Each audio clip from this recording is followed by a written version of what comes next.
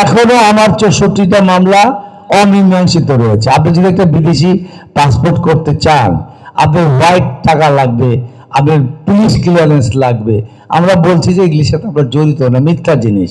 এগুলি নিয়ে কোর্টে কাছারিতে গিয়ে ইলেকশনটা বন্ধ করতে চায়। পিনাকি ভট্টাচার্য দিয়েছে বাংলাদেশে আমি ফিরে আসার পর। আচ্ছা ভাই, আমি যদি বিদেশে এত কষ্ট করে থাকলাম, আমার পাসপোর্ট ক্যান্সেল করছে, আমাকে গ্রেপ্তার করছে, আমার একটা জাতিসংঘের ইউনিসিয়ার কার্ড ছিল, রিফিউজি কার্ড, সেটার কারণে আমি থাকতে পেরেছি। আমি তখনও করতে পারি না। আমাকে ইউনিসিয়ার নিউজিল্যান্ডে রিসেটেলমেন্ট করার পরও যদি বিদেশি মার্ডার টাডার কেস ছিল, তারা প্রথম পর্যায়ে এগ্রি করে, পরবর্তী পর্যায়েও সেটা আমাদের আর দিতে পারে নাই।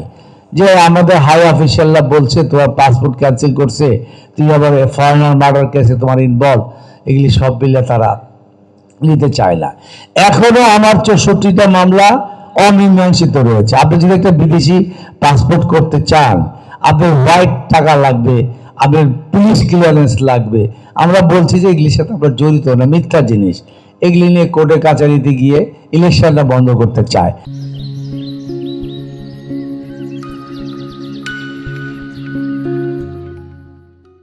আর বাবা, ইলেকশনটা তুমি বন্ধ করতে চাও, 17 বছর পরে মানুষ ভোটের অধিকার ফিরে পেয়েছে, ভোট দিতে চায়, এই মিথ্যা কোর্ট থেকে এটা খারিজ করে দিয়েছে।